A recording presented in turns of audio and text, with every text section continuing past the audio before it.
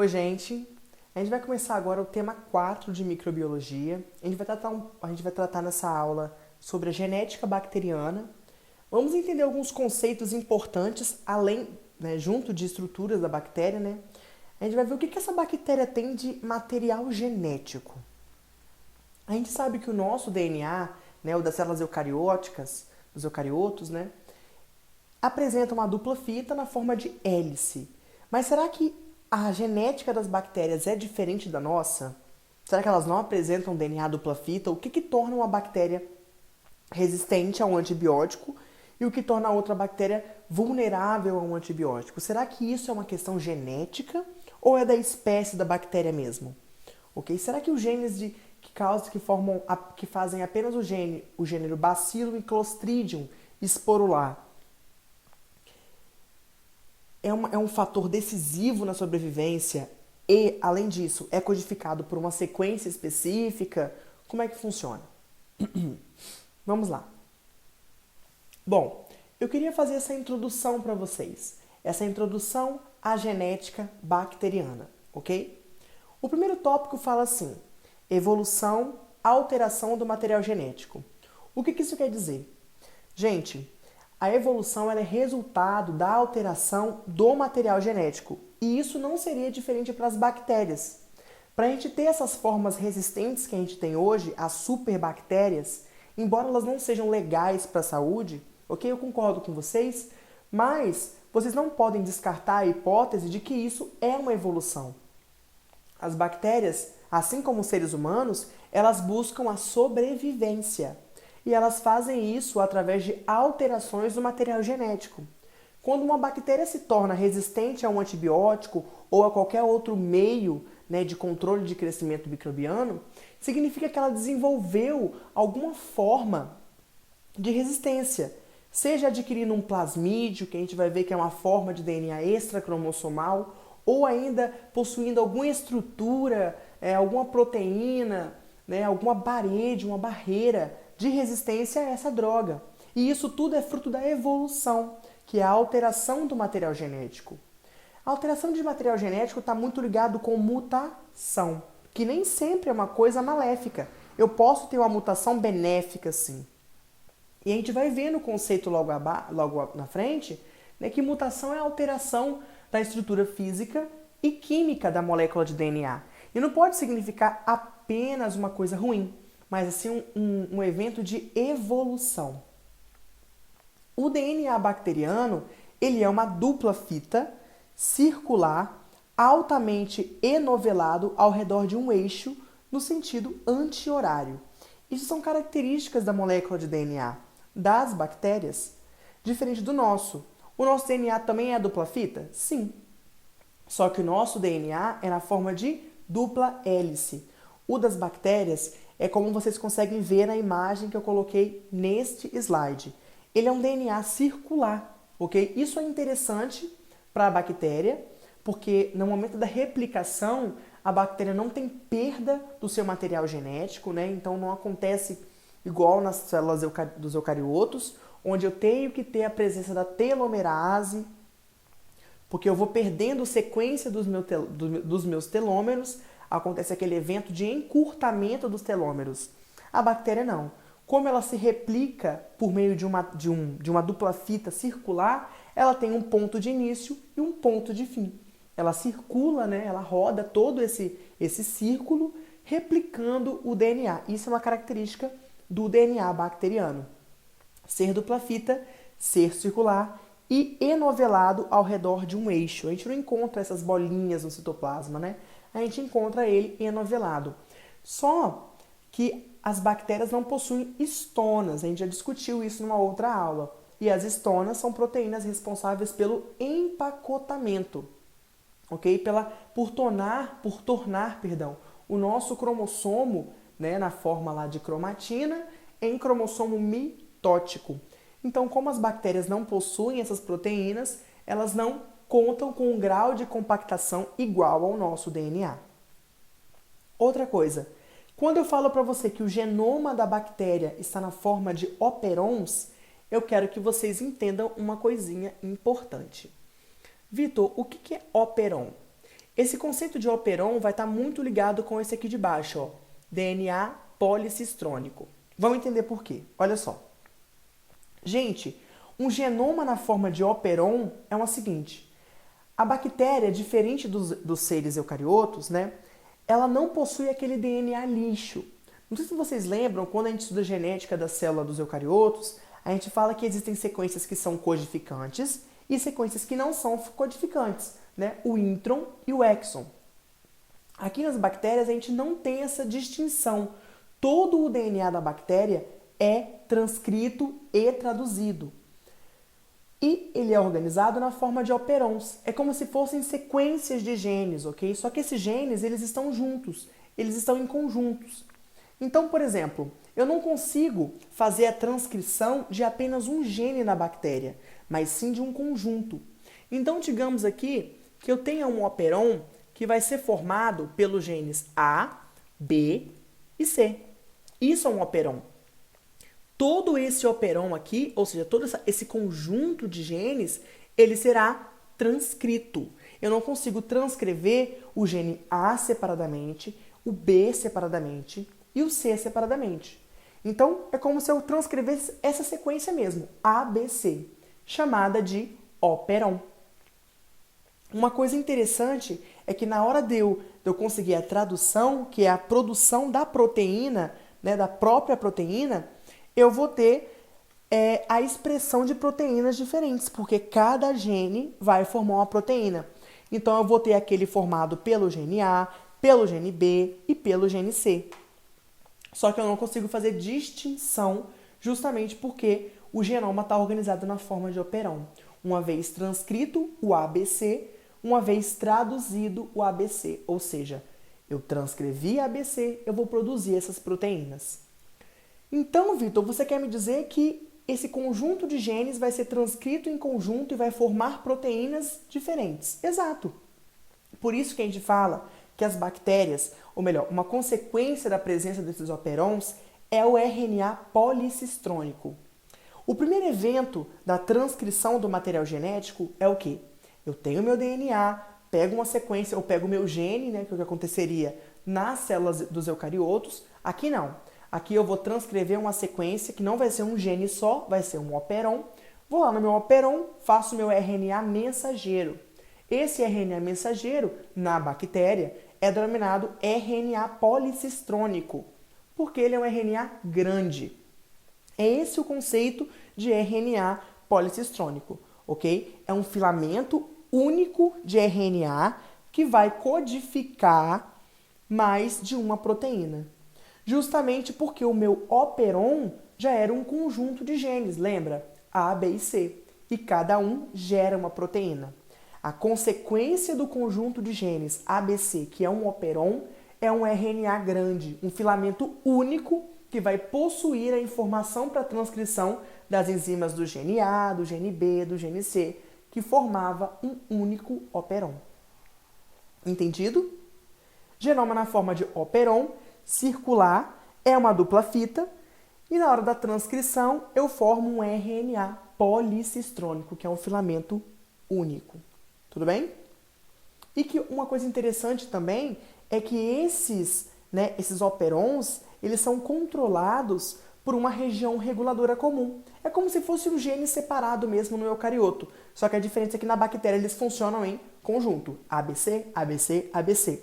Estão transcritos todos juntos, né? E depois, na hora da tradução, vão formar 3 proteínas diferentes. A replicação dos eucariotos e dos procariotos é um ponto de distinção, né? Como você pode observar nessa imagem aí, lá no primeiro círculo, aqui em cima você consegue ver uma origem, né? Você consegue ver um ponto onde vai acontecer a replicação. No nosso RNA, nós tínhamos, né, a presença de... A replicação era iniciada... Perdão, no nosso DNA a replicação é iniciada de forma diferente. Nos procariotos a gente usa desse ORC, que é o ponto de origem, né, tendo também uma replicação semiconservativa, como nas células dos eucariotos, e formando 2 forquilhas de replicação, que são essas 2 aberturinhas aí no nosso DNA, no nosso caso, né, dos humanos, nós conseguimos ter mais de uma forquilha de replicação, ok? Porque a replicação ela funciona de maneira diferente. Eu quero que vocês tenham em mente da dupla fita, eu preciso que vocês saibam do DNA circular, que ele está organizado na forma de operons e que esses operons é a consequência da presença do meu RNA mensageiro, que é o policistrônico, ok? Olha só, gente. A gente sabe que nos eucariotos eu consigo encontrar DNA na mitocôndria, correto? Só que a minha bactéria não tem mitocôndria. Mas ela existe outras regiões onde eu consigo encontrar material genético. A primeira delas é o plasmídio. O plasmídio nós já discutimos numa aula posterior, né? Onde nós falamos que ele era justamente um DNA extracromossomal, também no formato circular e em dupla fita. E que ele vai trazer algumas vantagens, né? Ele é um DNA acessório. Ele não é essencial para a vida da bactéria da mesma forma que o DNA cromossomal, que é aquele que nós discutimos na slide anterior. Esse DNA, como você pode perceber, ele tem características semelhantes à do DNA cromossomal, que é aquele essencial para a vida da bactéria, né? É o que vai fazer toda a questão metabólica e tudo mais. O plasmídio, se ele tiver, muito bem, mas se ele não estiver, não vai fazer falta para a bactéria. A bactéria não precisa dele para viver. Logo, não são essenciais, mas trazem vantagens, como a resistência a antibióticos, a metais pesados, informação para degradação de alguns substratos e etc. E outra coisa, esses plasmídios, eles não estão presentes em todas as bactérias. Alguns, inclusive, eles podem até ser transmitidos por meio de um processo denominado conjugação, que a gente vai ver mais à frente, que é a transmissão de um plasmídio para uma bactéria que tem, de uma bactéria que tem, para uma bactéria que não tem, ok? Esse plasmídio, como eu disse para vocês, ele pode fornecer informações para resistência de antibiótico, nesse caso ele é chamado de plasmídio de resistência, ok? Ele ainda pode, ou plasmídio R, né? Ele pode ainda ser um plasmídio sexual, que vai ser relacionado com o evento de conjugação. Ele pode ainda ser um plasmídio relacionado com a virulência, né, com a toxicidade da bactéria e ainda ser relacionado com a metabolização de algumas substâncias, sendo chamado, nesse caso, de plasmídio degradativo, ok? Ele pode ser transmitido de que forma? No momento da replicação, né, junto com a divisão da bactéria, pela divisão binária, pela cisparidade, ou por meio da conjugação, ok? Dentro da minha bactéria existe uma quantidade específica para cada plasmídio, e isso é regulado pelo próprio plasmídio. Ele possui, né, inibidores que vão controlar a quantidade, a presença daquele plasmídio no interior, dizendo se ele pode se replicar, se ele não pode se replicar, se precisa de plasmídio, se não precisa de plasmídio. Perceba que a bactéria é uma célula extremamente inteligente. Esse slide mostra os tipos de plasmídio, né? Como eu disse, o plasmídio dissexual, o plasmídio de resistência, que é denominado fator R, o virulento e a resistência a metais pesados. O sexual, ele está relacionado com a reprodução, com a duplicação. Ele pode integrar o DNA cromossomal ou ficar ainda, né, de forma independente no citoplasma. Esse de resistência ele tem uma importância clínica, justamente pela resistência aos antibióticos, que são as drogas, são métodos de controle microbiano, assim, tidos como um padrão ouro muito importante, embora nós já saibamos que algumas bactérias hoje, as superbactérias, sejam resistentes a todos os tipos de antibióticos, o que é um problema para a indústria farmacêutica. Esse fator R, que determina a resistência, justamente a presença dele, fala se o meu plasmídio ele é de resistência. Esse RTF é o fator de transferência de resistência. É justamente a presença desse RTF que vai falar, olha, a bactéria pode fornecer esse plasmídio, né? porque é ele que garante que a bactéria ela pode formar o pile de transferência, que é tipo uma ponte de conjugação, uma ponte citoplasmática, onde acontece a transferência desse plasmídio de resistência de uma célula doadora para uma receptora. Então, esse ETF, esse fator de transferência, garante, né, a possibilidade do plasmídio ser transferido, no caso desse fator R, ok, gente? O virulento, como eu já comentei para vocês, ele favorece a virulência da bactéria durante uma infecção, aumenta a toxicidade e tudo mais. Porque a bactéria, assim como nós, ela quer sobreviver, ela quer fazer mutações para ela ficar mais forte e ela ainda quer matar, né, destruir todo o sistema que pode vir a acabar com a vida dela. Então, ela pode também, ela tem essa capacidade de se tornar tóxica. E ainda a resistência a metais pesados.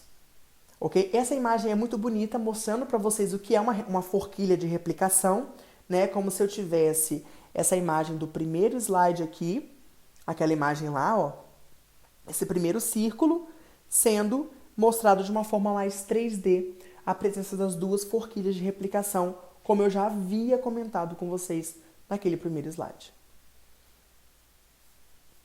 Uma outra região da bactéria onde eu posso encontrar material genético é no transposon. Muita atenção, gente. O nome transposon já lembra pra gente transporte. Eu não sei pra vocês, mas pra mim dá uma ideia de transposição, de transporte. E é justamente isso. Ele é uma dupla fita de DNA que pode ficar se movendo dentro da bactéria, encaixando no plasmídio, encaixando no próprio DNA e cromossomal, justamente porque ele tem essa capacidade de movimentação. Então, olha lá, são segmentos de DNA que se deslocam de um sítio, cromossomo ou plasmídio, a outro do genoma e possuem essa característica aqui, ó, afetam a expressão gênica.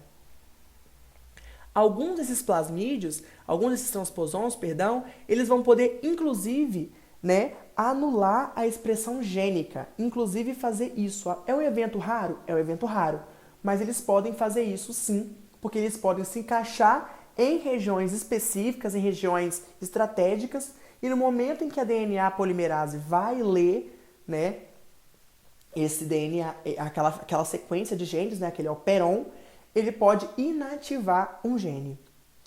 Os plasmídios, juntos com os transposons, conferem mecanismos adicionais para a modificação genética. Sim, gente, eles vão conferir variabilidade genética.